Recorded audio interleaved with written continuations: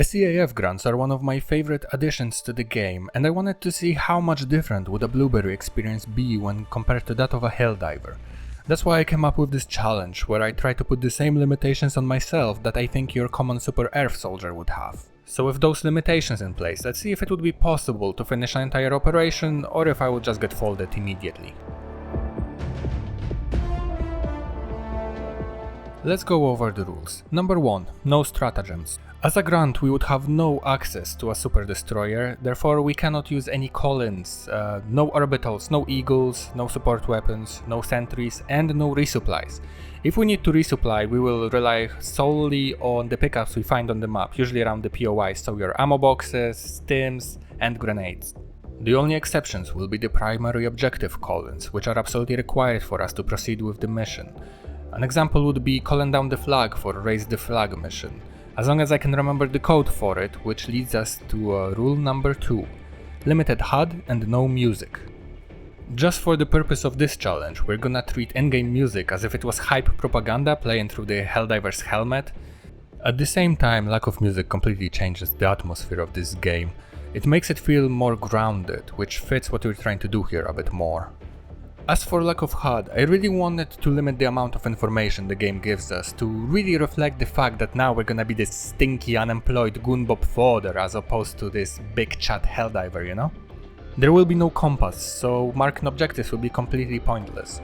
We will have no crosshair, so we'll actually have to rely on our muscle memory and the laser sight to properly aim. At the same time, I decided to limit myself to only aiming in third person just for this extra slap in the nuts. We will never see our stamina bar, so we will never know how much out of breath and overweight we've become. Stratagem menu will be hidden at all times, but that's okay cause we can't use them anyway. We will have to manually pull up the map if we want to get any info. That's the only time we will know where we are, where we have to go, how many supplies we've got left, how many stims, how many mags, and how much health we've got left.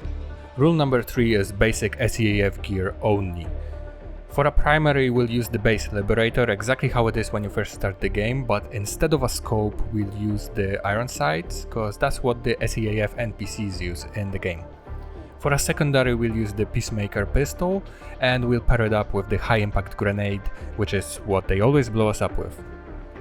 Obvious armor choice would be the yogurt armor from pre-orders, but I don't have it. So instead I'm gonna use the B22 Model Citizen, which I think is close enough aesthetically. It also doesn't have a very strong perk as it comes with 50% chance not to die plot armor perk, and it basically never procs for me anyway, so I think it's good enough. I will be able to use support weapons I find in the field, but I limited myself to only the 3 most basic ones. Those being the standard machine gun, expendable anti-tank, and the autocannon, the one you can find laying around with no backpack. Surprisingly, the autocannon will actually come into play later. Rule number 4 is solo difficulty 10. Solo just so we don't get any Helldiver reinforcements, and difficulty 10 because I think it's the best way to gauge how it would actually go. And lastly, rule number 5, we have to finish 3 distinct missions, because there's 3 missions in an operation. Okay, that's enough yapping from me, let's get to it. The fate of all humanity's children are in your hands. Do not let them fall. We start off as Toby McSpiderman, who I like to think is the only survivor of a badly thrown impact grenade. And while we lost our squad and don't get any fire support, at least we found some supplies.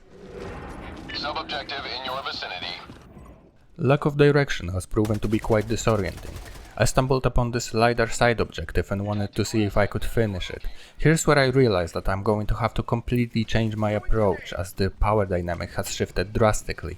Normally, one Helldiver is more than enough to clear it very quickly, but here a flesh mob and a mortar overseer can take me out easily if I'm not careful, while a horde of voteless turns into a Lipcon 1 level threat.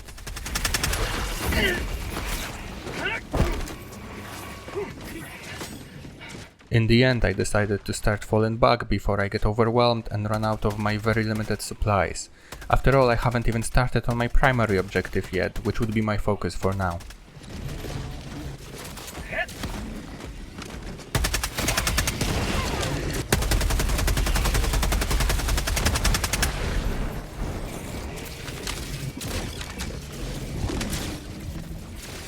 Here I had my first encounter with a Leviathan, which I didn't even consider when starting this challenge since I forgot about them. They would become the biggest obstacle on my road to absolute democracy, and the only option I had was to run. Luckily I managed to find some cover where I could hunker down and catch my breath.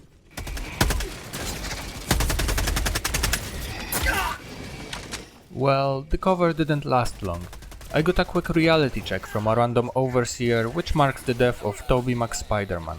A random SEAF grunt who didn't accomplish much, but at least he survived a bit longer than his squad mates. Point me to the enemy. We move over to our second grunt, Shrimpina. I immediately get attacked by a mortar overseer and notice a Leviathan in the background, so I just keep moving.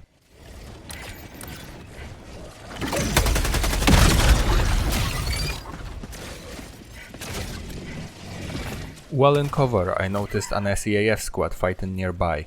I asked them to join me, and for a second I considered taking out the squid outpost alongside them, but I was attacked by a Leviathan, which devolved into more running. I can't even properly explain how frustrating this next part was. You see, it was one of those where the map doesn't show you exactly where the objective is, but rather gives you this big search area where you have to go in and take a look yourself. Except 90% of this search area was covered in squid ships and Leviathan lasers, which made it very hard.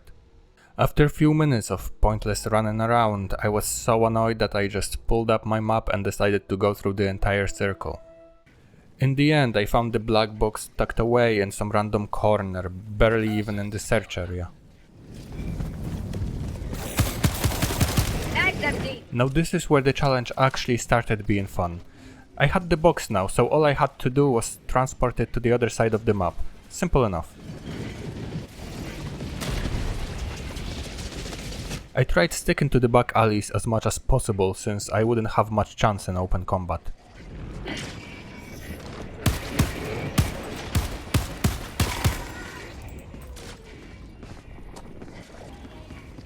I took cover behind sandbags to take out any enemies that were following me.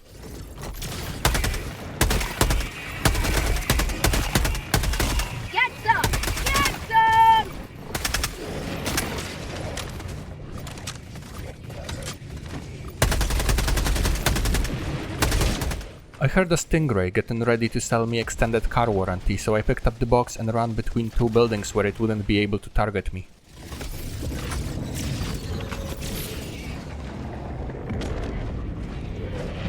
I was cut off by a homeless flesh mob, so I turned back. I noticed a bomb falling down, which meant there was a Leviathan right above me. I threw a proactive leave me alone grenade, which somehow worked, so I kept moving.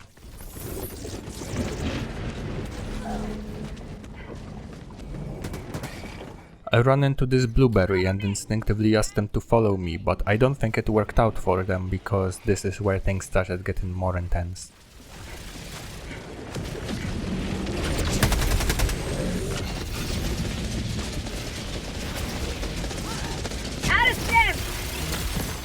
I knew I was cooked, so my plan was to get as far as I can and find a good place to drop the box.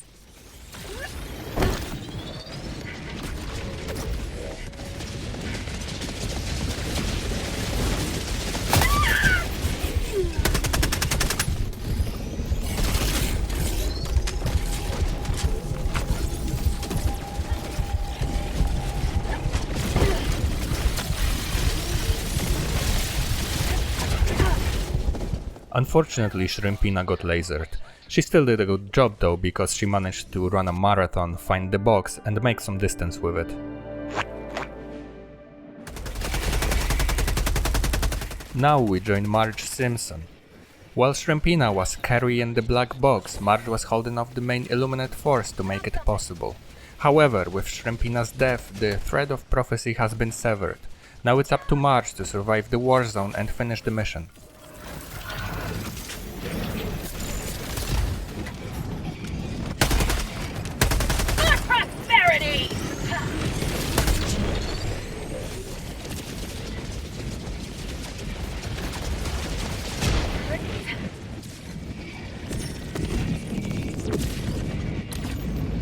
I noticed the box being guarded by a harvester, but Marge is built different, so it was no problem at all.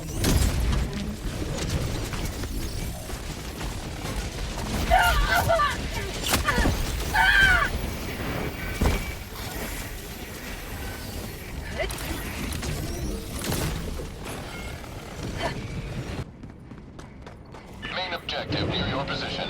We finally made it to the main objective. We also met a squad of SEAF soldiers who would help us defend it. Now all we had to do was drop off the black box, use the terminal to raise the tower, and defend the area while we wait.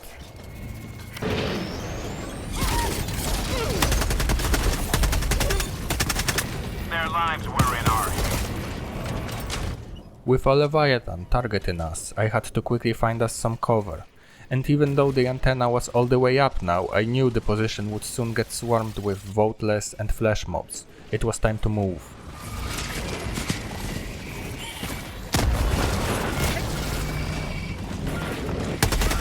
Have a taste of democracy!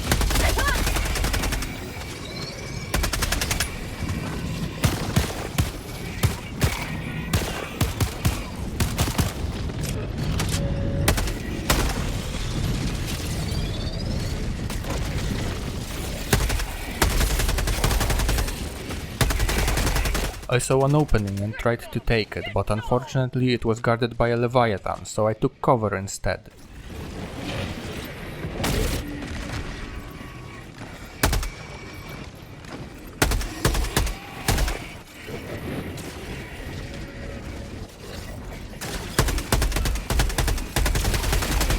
Say hello to democracy!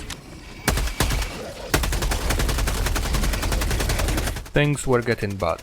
We were slowly getting overrun and had a watcher hovering over us with no clear shot. At this rate we would soon run out of ammo because we didn't have enough for a prolonged battle.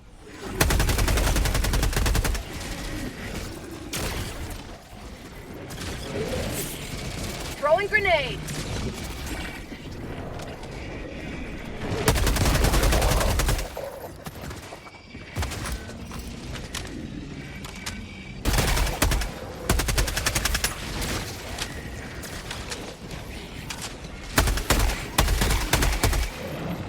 Cornered, I had no choice but to start backing out and hope I can find some supplies as I was almost out of ammo.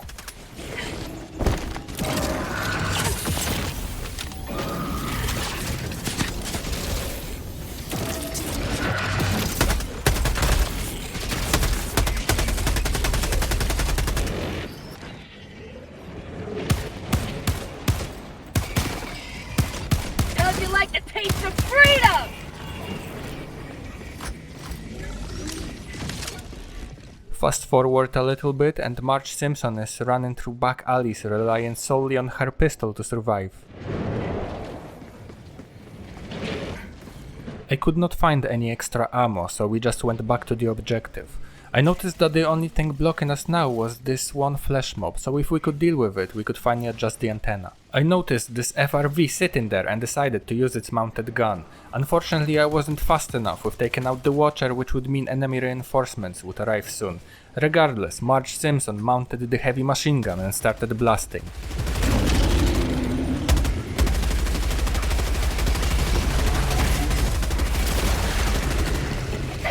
Machine gun fire didn't last long, as a nearby harvester guaranteed that sitting there would mean certain death. It was time to move again. It wasn't looking good. With no supplies and hunted, Marge was forced to a heroic last stand. It's all or nothing now. If she can finish off those few remaining enemies, she can still get back to the main objective, finish it and drive away. That's empty!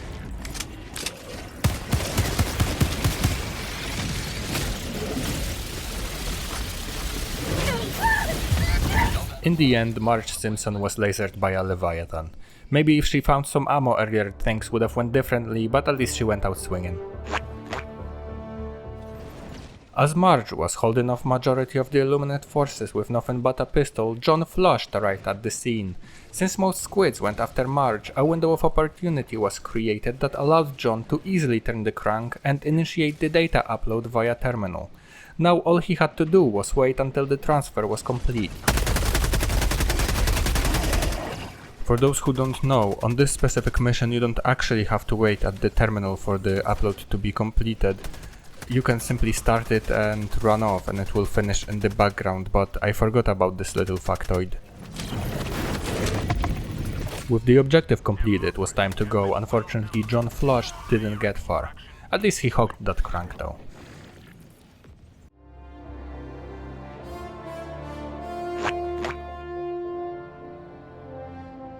The Illuminate must be stopped. In a completely separate part of the city, we become Jeeves.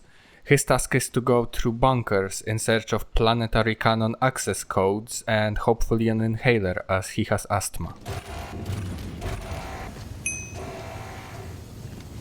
Making progress. We got the first code, now it's time to get the second. We also grabbed some extra ammo and spare inhalers on the way.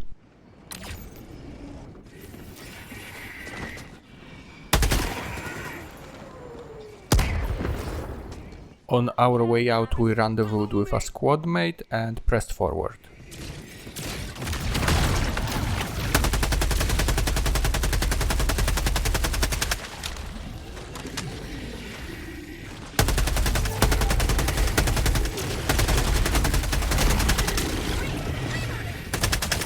We ran into a few enemies, but with the help of our buddy there shouldn't be a problem.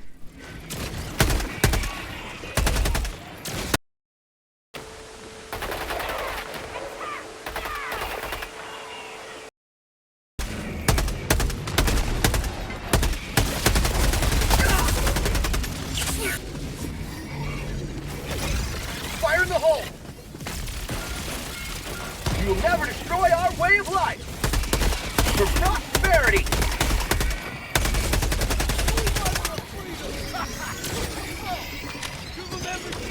Get down!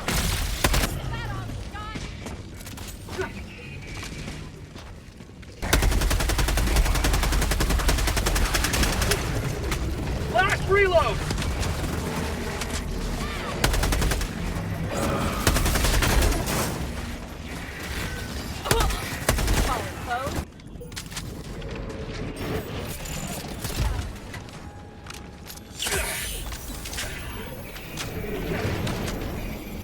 We arrived at the second bunker location where another SEAF squad was already waiting.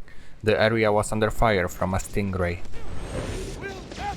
If you're ever doing this mission, remember that those bunkers also provide excellent cover, especially against mortars, leviathans and Stingrays. Don't be like that guy.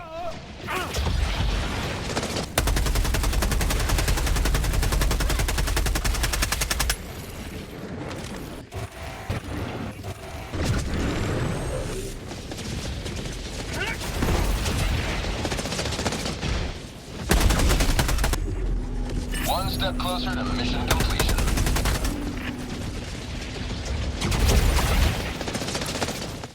Now that we had those codes, it was time to get to the cannon and destroy the ship of those evil xenophobic aliens.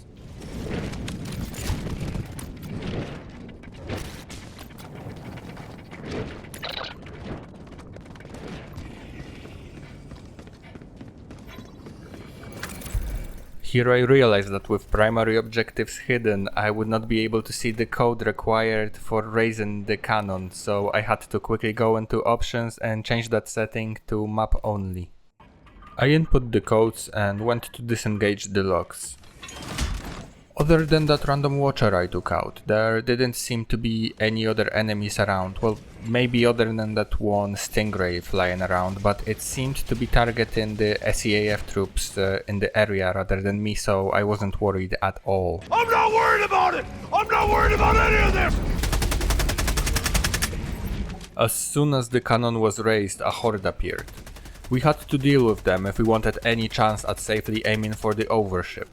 This would turn out to be a long drawn-out battle with both squids and blueberries going back and forth.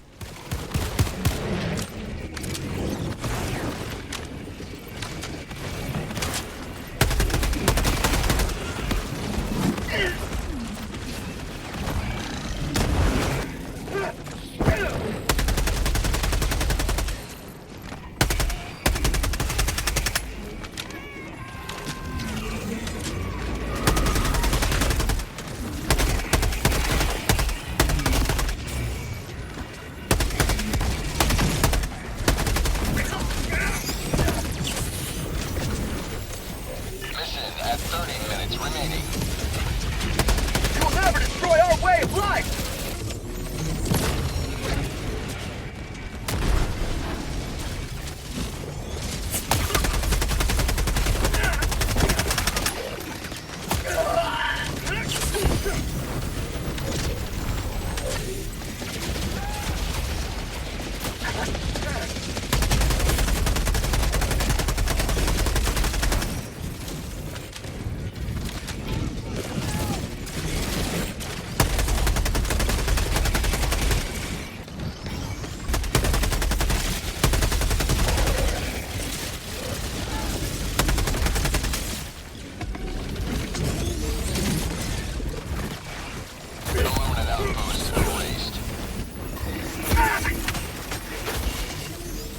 Here they come.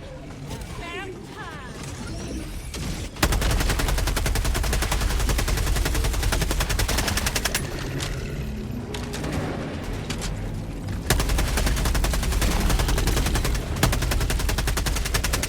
Last reload!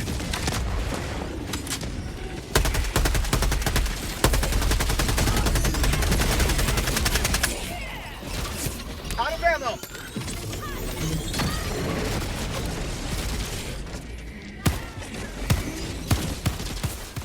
At that point we ran out of primary ammo and only had one inhaler left. I wanted to help nearby blueberries, but we simply didn't have enough, so we did what pro gamers call a tactical retreat and searched for supplies.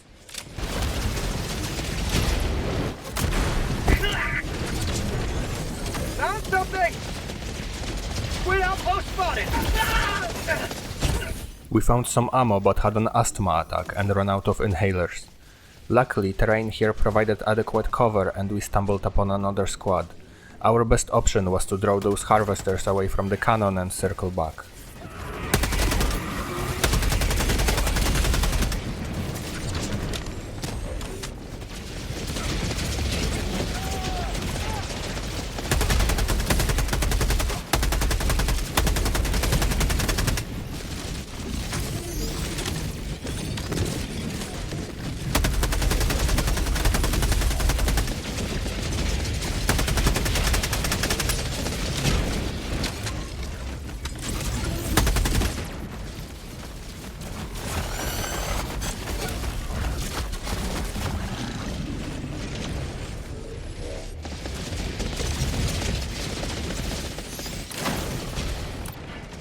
We eventually get to the cannon and start aiming. We get interrupted by incoming enemies.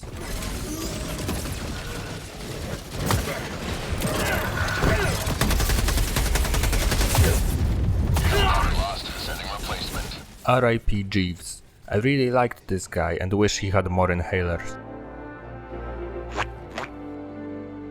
Now we become generic Concord character 17, who is in a bit of a situation. We still have to go and adjust the cannon. Freedom forever! Control your breathing!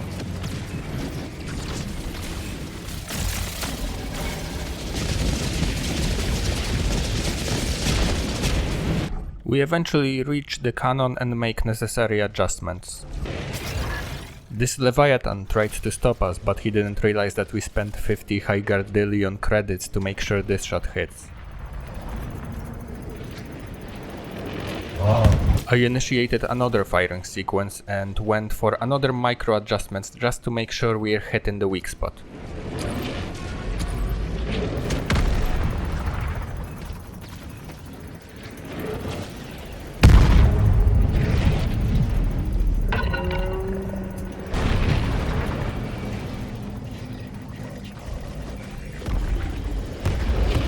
With that last shot, we've successfully taken down the Illuminate Overship, so we were free to leave the area.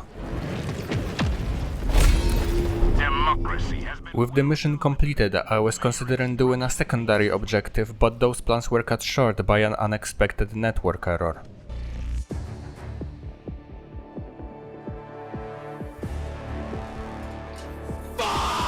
As of today, Concord Character 17's fate remains unknown. Found something! We start off as randomized Goblin from World of Warcraft, who I will be referring to as Goblin to keep it short. We got lucky and began near a crashed pod POI which had supplies and an arc thrower. I instinctively picked up the arc thrower but dropped it since rules don't allow us to use it.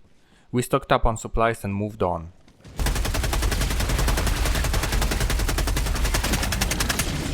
For this mission we have to call in and raise a flag and use a hell bomb to destroy the squid monolith. Both of those objectives require us to use mission stratagems, so those will be allowed. Objective critical stratagem available. We start off with the flag, since this one is usually much harder.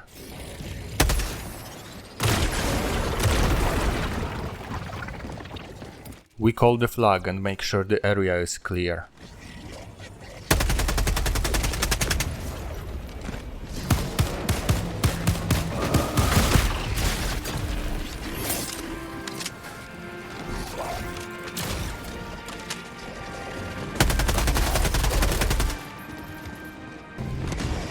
Originally, I was worried about this objective, but we got quite lucky. I had this nice area where we could avoid any air attacks, and there didn't seem to be that many enemies going after us in general. Those who did show up would go up this little staircase where we could easily take them out. Say hello to democracy!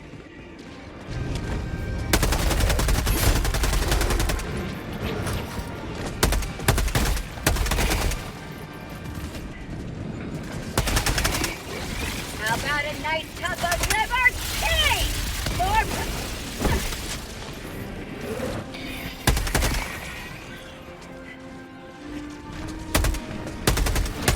Objective completed.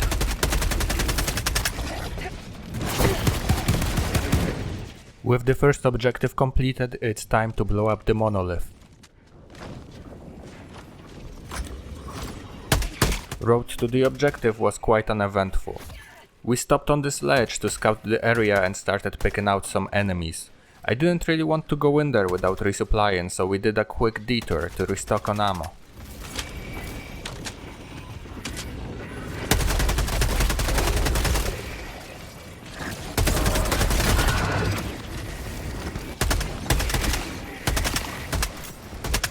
Mag's empty!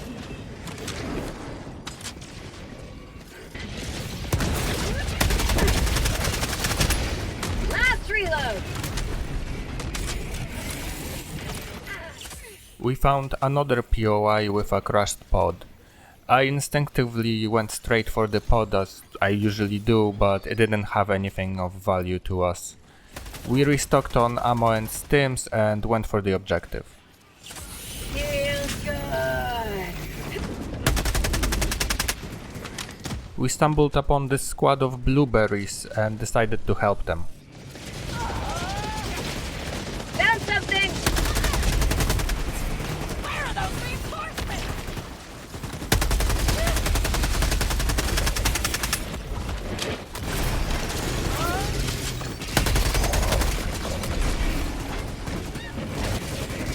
Reloaded! More pushing!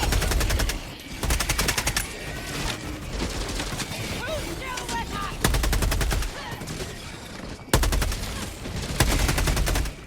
They quickly became overrun, so we went for the objective.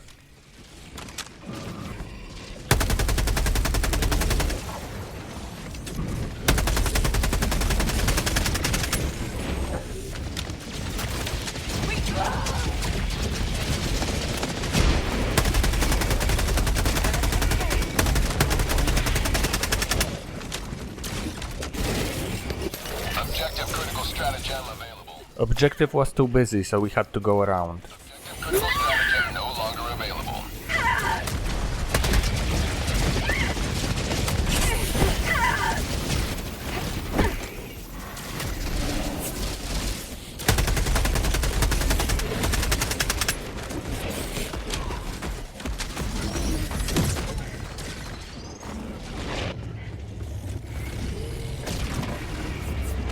Objective critical stratagem. Look at this trooper sitting here by themselves, what a chad.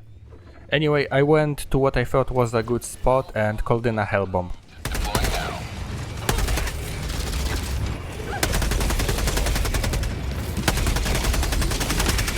Last reload!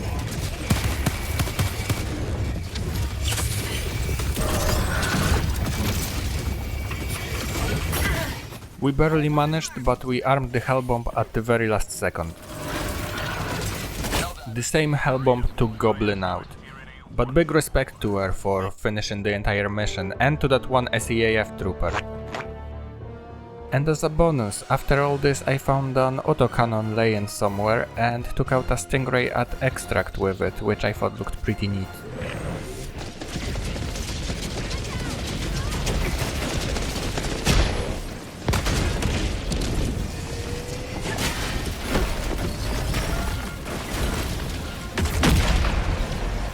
There was also this part where I was out of the extraction radius when the Pelican arrived, so I had to make my way to extraction while it was providing cover.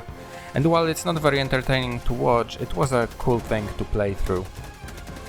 Since it was the last mission, in the end I extracted, thus ending the challenge. So, can SEAF Grunts finish a Helldiver operation? Well, not really. Missions you just saw were the ones where everything happened to go just right, but I tried a few more and wasn't so lucky. Common theme was running out of ammo, so if I was doing missions that were really combat heavy, most of my gameplay would just be running from POI to POI looking for ammo crates. It really depends on what kind of map you get and how heavy the enemy presence is. There would be some missions I would breeze through, and then some other ones where it was just non-stop combat with barely any supplies laying around. With the latter ones, the biggest issue was running out of time. Even if I could technically finish the objective, quite often I would not have enough time, because with the current setup, fighting even a single Overseer or a flesh mob could take quite a long time, but like add Stingrays, add Harvesters to the mix, and it can get real nasty. That's not to say the challenge didn't have its moments. There was this one part where I was stuck on this rooftop trying to insert a drive and use the terminal while holding off hordes of voteless. Or this other part where I was stuck in a sandstorm and had to use the flashlight to see. That was actually really cool. There was also this other mission where I actually found a machine gun and got to use it. That was really nice, cause it was a nice change from all the running. I could actually fight back. I did definitely recommend trying out this challenge because it can be really fun, but I would tweak some things. For instance, allow yourself to use any weapons you find in the game, so if you find a flamethrower laying around, feel free to use it. And maybe allow yourself to use some stratagems sometimes, for instance the machine gun, so you can start with it instead of hoping you'll find it if it even spawns at all. And same for resupplies, so you're not just stuck running around looking for ammo, because that's just not fun, and we want the game to be fun. And as for the SEAF, why they can't really do a Helldiver operation, it is mission dependent. You might be able to do an ICBM or something like that, but if we look at eradicate missions, rapid acquisition, even high value extraction, all the combat heavy missions, there's pretty much no chance. But yeah, try playing with no HUD and see what you think, you might like it. If you watched this long, then thank you very much, because this video took forever to make, so if you would consider giving me a subscribe, that would be pretty cool, cause then I can show my cat and she'll be like, wow! I have some more goofy challenges coming up, so let me know in the comments if there's anything in particular you would like to see. Okay, I'm gonna go play some Helldivers, bye!